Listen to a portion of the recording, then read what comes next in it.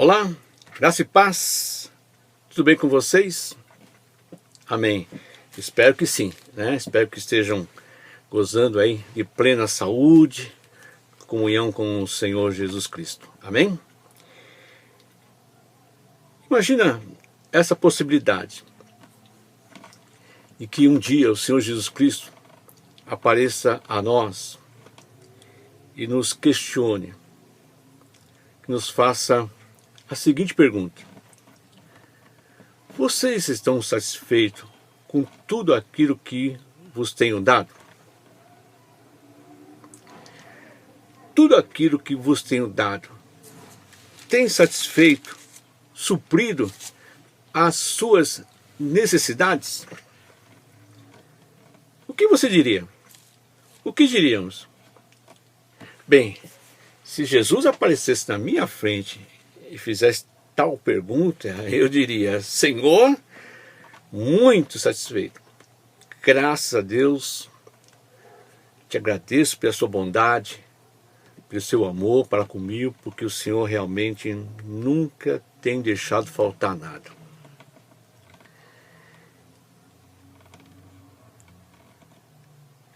Eu penso que essa seria a minha resposta. Mas, pensando assim com mais calmamente, reparou que toda vez que alguém nos pergunta como que você está, o que respondemos? Amém, estamos bem, graças a Deus. Tudo bem com a família? Tudo jóia com a família, maravilha, Deus é maravilhoso. Havia uma mulher na Bíblia, que um dia acordou e viu que seu filho estava morto. E foi procurar o profeta Eliseu. E chegando perto do profeta Eliseu, Eliseu chegou à mulher e disse: tudo bem com você, mulher? E o que foi que ela respondeu? Sim, tudo bem. Eliseu perguntou: tudo bem mesmo com você? E ela respondeu: sim, tudo bem. Então, essa mulher é um exemplo de que essa atitude dessa mulher é uma atitude que é muito comum em nossas vidas. Chegando na igreja: a paz, Senhor, tudo bem? Tudo jóia, tudo bem. E muitas vezes, você vai para a igreja e não está bem, mas você diz: estou bem. Às vezes você está com o coração inquieto, mas você diz: não, está tudo jóia, está tudo bem, graças a Deus. E muitas vezes, quando chegamos diante de um irmão que fala da sua dificuldade, você, mesmo mal, mesmo com o coração cheio de inquietude, você diz, começa a dar força àquele irmão: não, irmão, ânimo, Senhor, tenha fé, o Senhor, e faça isso, faça aquilo. E é uma tendência, que nós temos. E Jesus, tem uma passagem na Bíblia que Jesus encontrou uma multidão que foi procurá-lo. Estavam ali ouvindo a sua mensagem. Mas Jesus, num certo ponto, percebeu que aquela multidão estava com o coração inquieto. Era uma multidão de gente ansiosas. E Jesus toca nesse ponto, mostrando a situação do coração daquela multidão. Está lá no Evangelho de Mateus, capítulo 6. Abra sua Bíblia aí, está com a Bíblia na mão? Então, abra em Mateus, capítulo 6. Vou ler aqui o verso 25 em diante. Amém? Todos acharam? Por isso vos digo, não andeis ansiosos pela vossa vida, quanto ao que haver de comer ou beber, nem pelo vosso corpo, quanto ao que haver de vestir. Não é a vida mais do que o alimento e o corpo mais do que as vestes? Observai as aves do céu, não semeiam, não colhem, nem ajuntam em celeiros, contudo vosso Pai Celeste as sustenta, porventura não valei vós muito mais do que as aves? Qual de vós, por ansioso que esteja, pode acrescentar um côvado ao curso da sua vida? E por que andais ansioso quanto ao vestuário? Considerai como crescem os lírios do campo, eles não trabalham nem fiam. Eu, contudo, vos afirmo que nem Salomão, em toda a sua glória, se vestiu como qualquer deles. Ora, se Deus veste assim a erva do campo, que hoje existe e amanhã é lançado no forno, quanto mais a vós outros, homens de pequena fé? Portanto, não vos inquietei dizendo, que comeremos, que beberemos, ou com que vestiremos? Porque os gentios é que procuram todas essas coisas, pois o vosso Pai Celeste sabe que necessitais de todas elas. E Jesus, ao perceber o coração cheio de inquietude, a mente ansiosa, naquela multidão, ele diz o seguinte: o meu Pai sabe de tudo aquilo que vocês necessitam.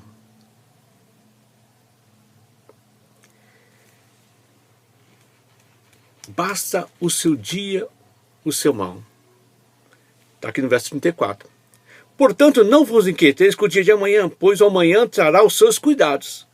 Basta o dia o seu próprio mal.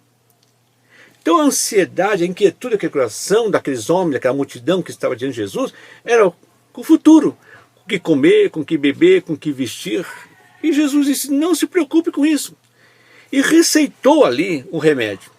O verso 33 é a receita do Senhor para vencer a inquietude, a ansiedade do coração, com o que comer, com o que beber, com o que vestir, com o dia de amanhã. A receita do Senhor Jesus é, primeiro, buscar o reino de Deus e a sua justiça. Uma vez feito isso, Jesus diz aqui no versículo 33, todas essas coisas, o quê? Com comer, com que beber, com que vestir, vos serão acrescentadas. Então o remédio para vencer aquela inquietude, aquele coração, da ansiedade da mente, era o quê? Era buscar o reino de Deus e a sua justiça. E Jesus, além da receita, também diz a causa, aquilo que causa aquela ansiedade, aquela inquietude. Se irmãos lerem aí o contexto, do capítulo 6, vocês vão observar aqui no verso 24, Jesus fala qual era a razão do porquê aquela multidão estar com o coração inquieto e com a mente ansiosa. 24 diz assim: ninguém pode servir a dois senhores, porque ou há de aborrecer-se de um e amar o outro, ou se devotará a um e desprezará o outro. Não podeis servir a Deus e a riqueza. Então a causa daquela ansiedade, daquela inquietude, é porque aquela multidão tinham em si dois senhores. O Deus e também as riquezas, segundo Jesus Cristo. E Jesus disse, você não pode servir a dois senhores. Você tem que fazer uma escolha. Ou você escolhe este, ou escolhe aquele outro. Você não pode amar dois senhores ao mesmo tempo, porque há de aborrecer de um e amar o outro. Ou se devotará a um e desprezará o outro. E aqui, meus irmãos, isso é uma coisa interessante, a meditar. Desde que o homem foi criado, à imagem e semelhança de Deus, dá a entender, biblicamente, que o homem tinha diante de si a escolha. Observe bem aqui. Vamos lá ver, lá em Gênesis capítulo 1. Tem uma coisa interessante aqui. Veja só, uma verdade bíblica. Gênesis capítulo 1, 26, 27, foi quando Deus criou o homem à sua imagem e semelhança. Amém? Acharam aí? Gênesis capítulo 1. Eu não vou ler aqui o 26, 27, vocês já conhecem esse versículo bíblico, vocês podem ler. Mas depois que Deus criou o homem à sua imagem e semelhança, e lhe deu uma ordem, né, para frutificar, para multiplicar, encher a terra, sujeitar e dominar os peixes do mar, as aves do céu, o gado e sobre tudo ser vivo que rasteja sobre a terra. Então Deus criou o homem à sua imagem e semelhança e colocou a ele uma missão. O propósito de Deus é que o homem iria realizar. Qual era realizar? O que está aqui, está no verso 28. Leia com mais cuidado aí. Para que o homem pudesse cumprir essa missão, veja o que Deus fez, 29. Então disse Deus: eis que tenho dado a vós toda a erva que produz a semente a ser semeado sobre a superfície de toda a terra, e toda árvore frutífera cuja semente será semeada e servirá para mantimento. Então, aqui no texto aqui, diz o seguinte, que o Senhor vai dar ao homem sementes. Quem tem que plantar essa semente é o homem. Uma terra que Deus também lhe tinha dado. Uma terra boa, onde tudo que se planta frutifica. Então o homem tinha que pegar o suprimento de Deus, que são as sementes, e plantar essa semente para poder o quê? Colher de toda árvore frutífera. Que essas frutas, essas árvores frutíferas, vão servir ao homem, segundo aqui o verso 29, servirá de mantimento. Isso é, suprir de toda a necessidade do homem. Então o homem não teria falta de nada para cumprir aquela missão. Frutificar, multiplicar, encher toda a terra, dominar sobre todas as aves do céu, do réptil, animais e assim por diante. E no capítulo 2, quando o Senhor criou o homem à sua imagem e semelhança, veja lá, no capítulo 2, verso 8. E desde o princípio plantou Yahvé Deus um jardim no Éden, e pôs ali o homem a quem ele havia formado. E Yahvé Deus fez brotar da terra toda a árvore que era agradável à vista e boa para comida. Então Deus já tinha plantado desde a eternidade um jardim no Éden e colocou o homem ali. Ao colocar o homem, dá a entender aqui que Deus fez brotar toda árvore frutífera que era agradável aos olhos e boa para comida. Toda árvore agradável à vista e boa para a comida. Além de fazer brotar todas essas árvores que serviram de alimento para o homem, e Deus colocou ali duas árvores também. A árvore da vida, não é que está escrito aqui, ó, e também no meio do jardim estava a árvore da vida e a árvore do conhecimento do bem e do mal. Então, essa árvore da vida e essa árvore do bem do conhecimento do mal dá a nós o entendimento que o homem tinha duas árvores diante de si, mas não podia comer das duas árvores. Ou ele fazia a escolha, comia da árvore da vida, ou ele fazia a escolha e comia da árvore do conhecimento do bem e do mal.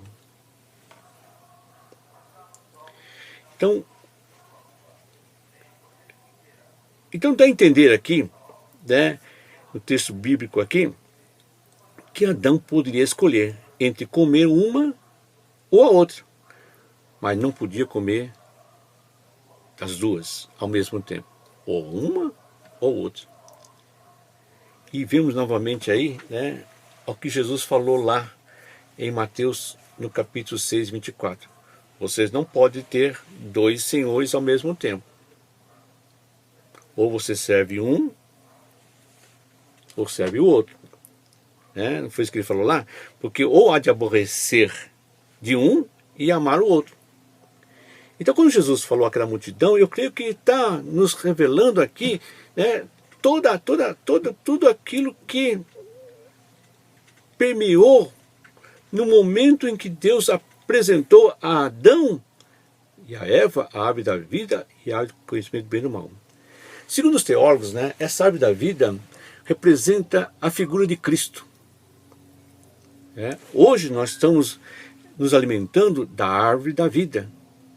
Jesus diz lá em João capítulo 15, eu sou a videira, vós verdadeira, vós sois o ramo.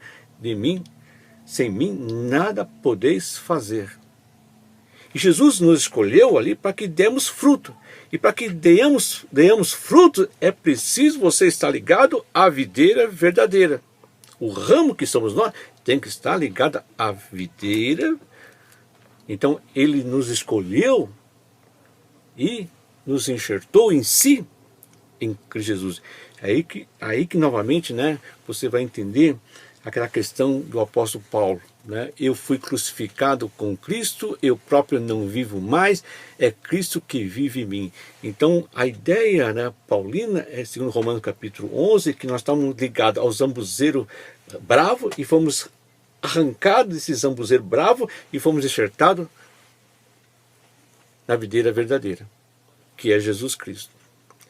Uma vez enxertado em Jesus Cristo, não vivo mais eu, mas Cristo vive em mim. Então, quando Paulo diz, eu fui crucificado com Cristo e eu próprio não vivo, ele fez uma escolha.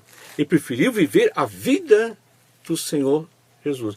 Por isso que em Romanos capítulo 5, verso 10, diz assim, que pela morte de Jesus Cristo nós fomos justificados. E para justificados, fomos reconciliados com Deus.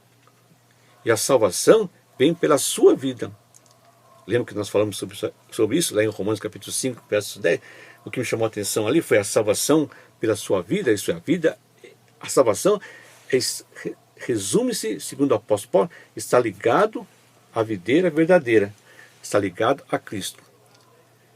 Se Adão tivesse feito a escolha de comer da árvore da vida e não comer da árvore do conhecimento do bem e do mal, nós não estaríamos aqui, nesse mundo onde a Bíblia o conceitua como onde jaz o maligno. Estaremos com o Senhor, vivendo ainda sobre a autoridade, sendo o Senhor Jesus o nosso cabeça e nós o corpo. Hoje você tem que fazer uma escolha. Então o mundo nos apresenta a árvore da vida, que é Cristo, e nos apresenta também a árvore do conhecimento do bem e do mal. E que o diabo disse, se você comer esse fruto, serás como Deus. Isto é, sendo Deus, você não vai ter necessidade de nada. Você vai ter tudo aquilo que você quer. Mas nós percebemos que Adão se tornou um Deus que tinha necessidades. Então ele começa a fazer escolhas baseadas em si mesmo. Então por isso que muitos teólogos, né, acreditam que essa árvore, né, que alude ao conhecimento bem e mal, representa uma vida sem Deus, sem Cristo. Então, quando diz certamente morrerá, você vai ficar separado de Deus. Então a Bíblia fala assim, lá em capítulo 3 de Gênesis, que quando o homem foi expulso do jardim do Éden, Deus colocou ali um anjo, um querubim, com uma espada flamejante, para que o homem não pudesse ter acesso à árvore da vida. Isso é, o homem não tem mais acesso a Cristo. Mas a Bíblia diz, graças a Deus por isso, que o homem não tem acesso mais a Deus. Mas Deus, todo histórico bíblico fala sobre isso. Deus sempre foi atrás do homem. Tentando o quê? Trazê-lo de novo ao seu convívio.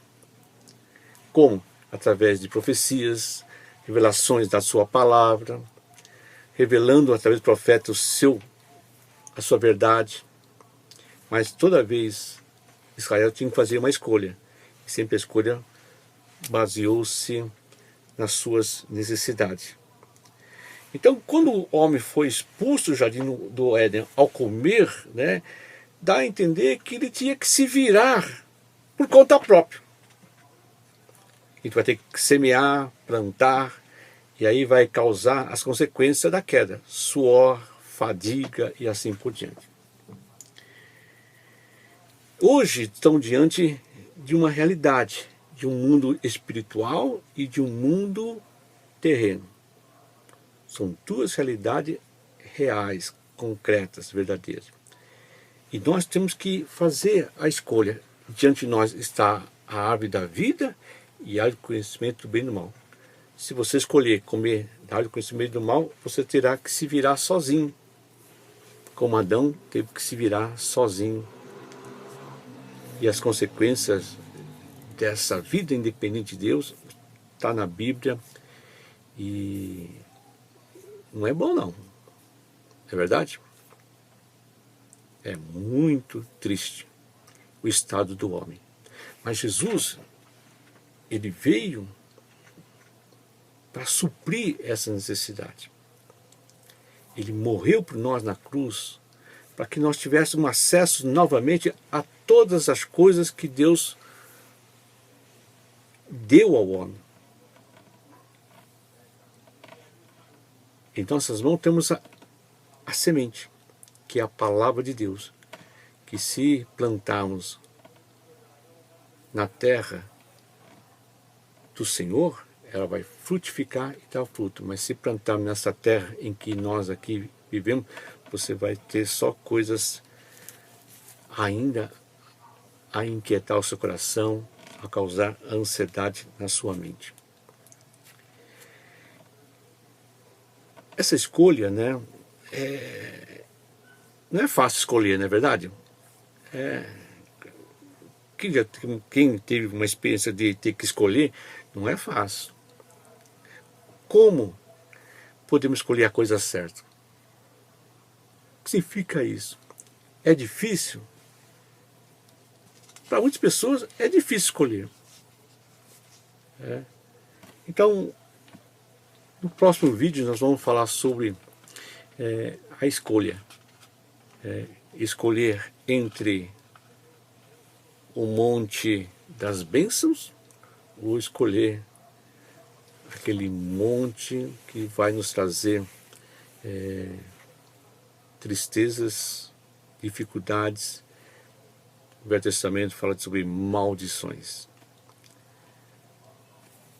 Medite nesse texto que acabamos de ler aqui. Leia lá em Gênesis capítulo 1, capítulo 2, grife lá tudo que Deus fez, deu ao homem, e que o homem, infelizmente, com a má escolha, perdeu tudo. Leia também Filipenses capítulo 4, onde Paulo ali fala sobre a providência de Deus sobre a sua vida, sobre o seu ministério. Amém? Espero que vocês estejam aí ansiosos, né? Vamos dizer assim, no bom sentido, de descobrir na Bíblia, né, os segredos das vitórias do Senhor em nossas vidas. Amém?